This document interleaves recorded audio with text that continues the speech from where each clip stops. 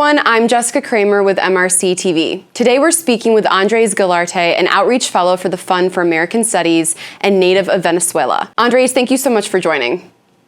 Thank you for having me, Jessica. So you have previously alluded to the enormous influence of Hugo Chavez in Venezuela to the point where people considered him a second genius or a second Jesus. Is that right? Yeah, absolutely. People, he was a really charismatic leader, so he knew really well how to capture people, how to capture the mind of people. So when he won like by a really popular margin in 1998. And he just started, the way he built his image and his profile, it ended up that his most close followers started saying that he was literally just Jesus or something like that. And there is even like prayers that people do, of course, the really minority of people that still believe in Chavez and Maduro, they include Chavez in the prayers, like in a way, like if he were a saint or something. Yeah. What were the major events that you noticed over the years where you realized your country was almost at a point of no return from socialism? When you start seeing that people that, for example, live in my building, that one day they start, knocking at your door and saying that they don't have food, basically that they don't have anything, and if you have something to spare, so they can eat, and then you realize that you don't have anything to spare because you have just like for whatever you can to the day or the next day. When you start saying that, what you see in the news and the crisis, and when you used to believe that only happened in other countries and in other realities, or almost another universe, it started happening to people around you. But then the really big turning points were like the protest in 2014, 2017.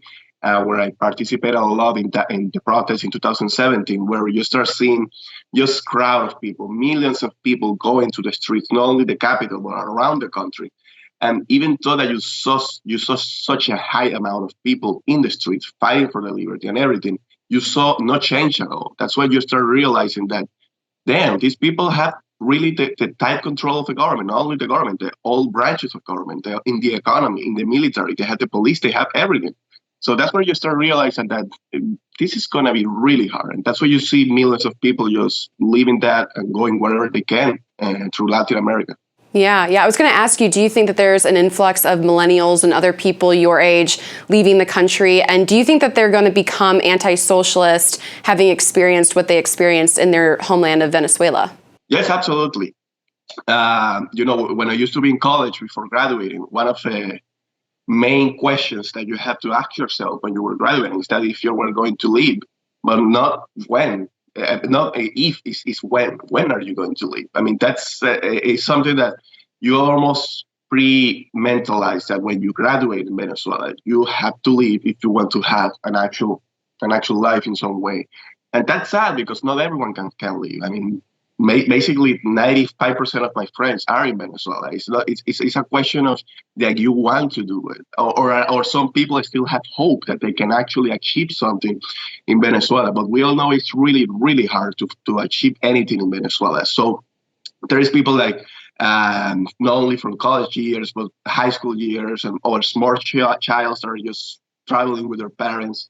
So you have a huge influx of the young generation leaving Venezuela. And that means, of course, that in the upcoming years, we're not going to have that young generation being productive in the country. Of course, if the situation changes in the country, many people will come back.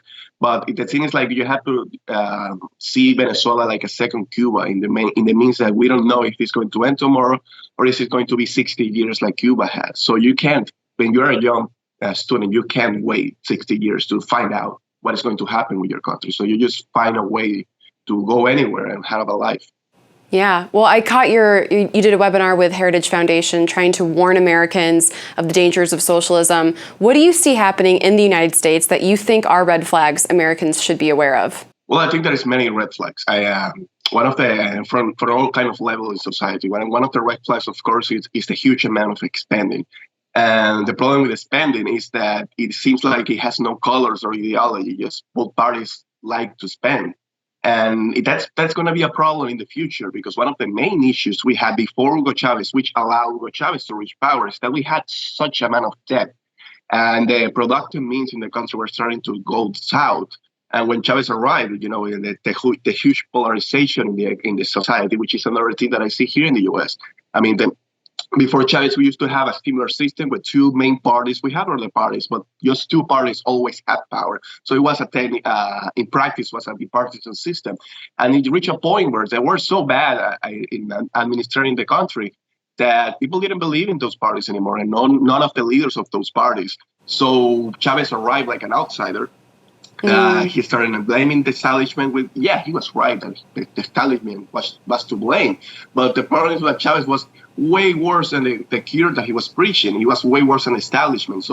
But you have to understand that when you want to make any comparison to Venezuela and the U.S. or any other society, you have to make the comparisons in the 90s and in the 80s, where Venezuela was still somewhat of a prosperous country, and it had a lot of troubles, but it was a prosperous country. Yeah. So I see those red flags. I mean, there is such a huge amount of polarization, which doesn't mean that everyone has to be of one party or everyone has to be the other party. It's understandable that there's always disagreement. The problem is when you don't want to hear the other party, that you don't only want to hear, you don't care whatever the other part has to say.